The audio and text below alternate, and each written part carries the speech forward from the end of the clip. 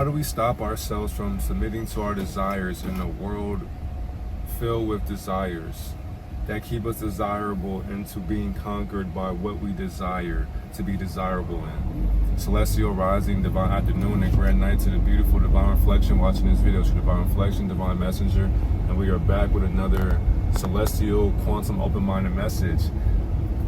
Today is a very great day, even though every day to me is a great day. But I just got done last night watching Sinners, and on Instagram as well, if you follow me, I already exposed Michael B. Jordan, and just on how the film that was being portrayed through Saturn's keeping the time, because when you go into the movie theater, you are basically walking into the realm of Saturn, because you are frozen in their time capsule, and by you being in that time capsule, watching a screen, you are seeing a projected mirage of what you think a movie is portraying. The whole entire time, the movie being portrayed is a documentation of what you've always been experiencing in life, but you are not aware of that existence in life, because in life, many people are not paying attention to the movie that's actually casting them an acting role every single day. I'm gonna go into that movie later on today, but when I say that movie right there, if you have not watched that, you better watch that shit today, because if not, I'm going to spoil the movie. Not only that, Gematria will be talked about in that teaching. DDG will be getting exposed, and then so on and so forth. We'll keep on going. Also, band servant, if you're watching this video, you asked me a question about Jesus and that title being human, etc. If you are seeing this, please send me the same exact question. I had a screenshot of it, but I assumed that when I was clearing up space or storage, I guess it got deleted. I cannot find your question, and I really want to answer that question as I finish up this fourth question from PTND. But if you see this, please comment down below your question about the Jesus and that portrait of the humanistic or the humanoid of that spiritual embodiment of who we are through that consciousness, or the server, serving that consciousness outside of its Luciferian placement that came from Luciferians. Now, when it comes down to our desires, the one thing that I had, because I need to also do, I need to put or install my Apple ID with my iPad, but it's all good. I took pictures of key points so that we can help each other. You have to always find placement in your purpose. There has to be an anchor in your purpose. Something has to weigh you down to the point to where you're focused only on what you're experiencing from that purpose, or what you desire your purpose to be. And I say that because whenever you are focused on that purpose, and it's like your spirit has became the anchor for your ego to focus on, the things that you desire they'll disintegrate, they'll go away, they'll fade away from you, because not only just that, you are being motivated and you're finding passion by things that are fueling you outside of pleasure, because you're not fueled by things that you desire. Because it's like, yeah, it seems nice, it looks nice, it's glittering, it's shining, I like how it looks in the material, but spiritually you're not persuaded by materialistic objects or sayings or promises that people can't live up to. Because how many promises have people made, not only towards themselves but other people before you? That's exactly why the purpose that you create for yourself will mold that discipline, and it'll give you more meaning. Literally, the moment that you are molding your purpose, that's when you give your life more meaning, because you are creating your life to have more meaning. That's why you have to make sure that whatever you are doing in this world to get away from your desires, because the one thing is, you cannot escape from the experience of your desires experience that is experiencing itself through bondage with you. It's like you running away from your desires is like running away from yourself. You denying your desires is like denying your nature. Now, it is okay to deny your nature, but what is your nature? As an observation, that's where the whole cannibalism, that's where the whole sinister, evil, wicked, unconscious, deceitful, that's where all that demonology, Wicca, that stuff comes into play, because it goes beyond the physical. And some people will say it's not that deep, but people who say that are afraid of leaving the surface of their awareness. They're not aware into the I would say the quantum enlightenments that are shared through the experience of learning things that are actually deeper than what they are portrayed to be on the surface. People are so fixated on seeing things and then denying them because they are afraid of what the truth could be. And that's the key point right there. Could be. The truth could not be anything but what you lie in. The second one, when you are able to delay your desires to satisfy your spirit, you are now being granted more power amongst your ego. And why is that? Because all the times you're delaying a craving, you are now going to weaken the control mechanism of this mindset, and you'll be able to strengthen how powerful your willpower is freely being as you are being liberated from your desires. When you delay that urge, delay that control of your lower way of being, you are now, you're starving the ego, which is exactly why fasting is a universal concept, not just from food. Fast from sex, fast from friends, fast from family, fast from people, social media, fast from the game, TV, sports, entertainment, your school, your job, fast from social media. When you're fasting from all those things I mentioned, even your relationship. Now, of course, not all day, but give yourself some time throughout the day away from your partner to go actually find yourself again. You gotta realize that is your partner masqueraded as the other alternate perspective of yourself through the gender that you are seeing yourself with. But when you're not around them, who are you being? Because realize as well, the only thing that's promised in this world is the illusion of death. We cannot escape that inevitability of what that title is bringing to our subconscious mind, thanks to the first human trials that we are still living in today. Because you cannot escape that, you have to understand and be prepared for what is to come for graduation. We all have to graduate from this realm of illusions. So why are we crying and mourning for people that are graduating from a simulation that was never here to begin with? That's why the illusion hurts so much, and that's exactly why you have to live with your partner through in and throughout all the things that you are going through.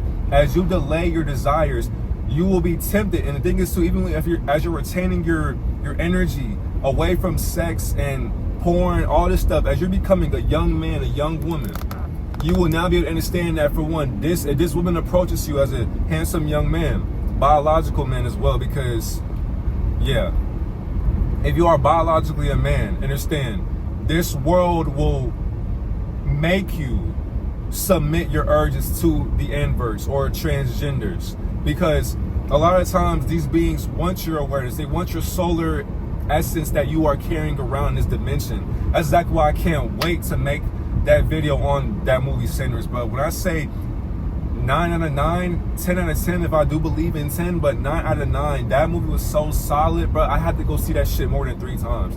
That was amazing. It was an amazing movie. And not only just that, it was extremely accurate beyond esotericism, beyond enlightenment, beyond just symbology, beyond just musical perceptions and tones through metaphors that we are still enslaved into from oppression that comes from all different skin tones.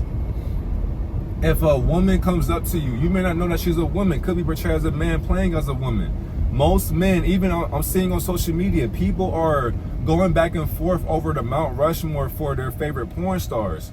And as I'm seeing these videos, I'm just shaking my head in disgust, because it's just like, it's the fact that a bunch of grown men are, for one, many of them aren't even revealing themselves on the video. Like, some people are hiding their lower part of their face, but still talking on the porn stars that they're infatuated by.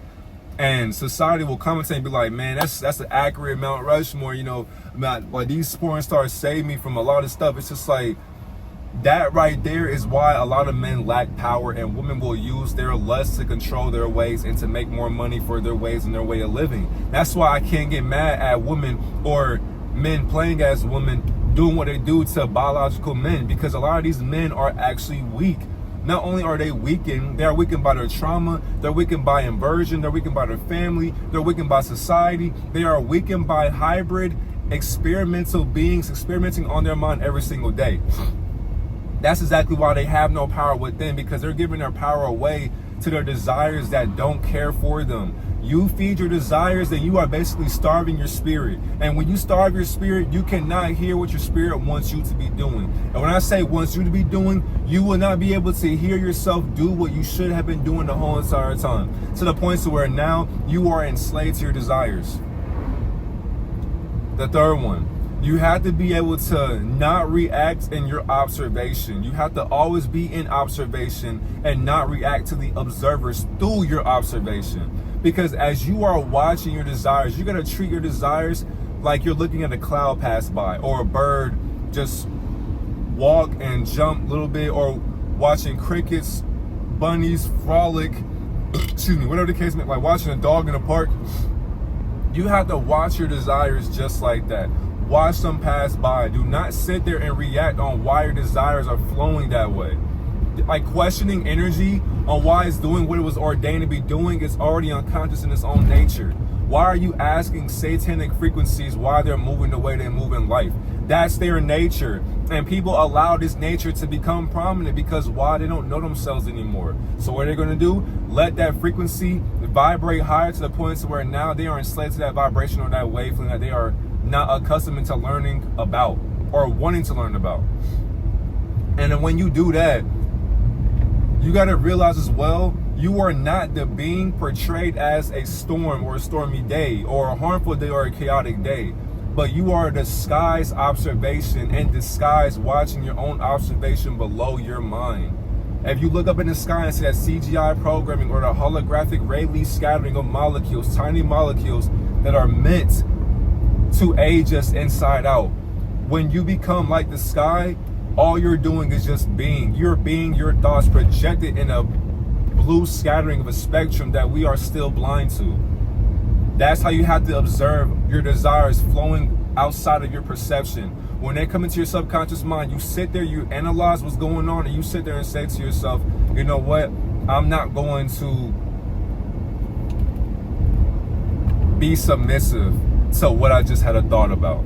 I'm not going to allow myself to go down that route. I know how it is. I know how I used to be. I know how I can be. So because I am now able to control my ways, I won't let my uncontrolled ways control my way of living. The minimal effort or minimalism is going to be your mastery while you're committing alchemy in your daily life and your routine as well. The less time, the less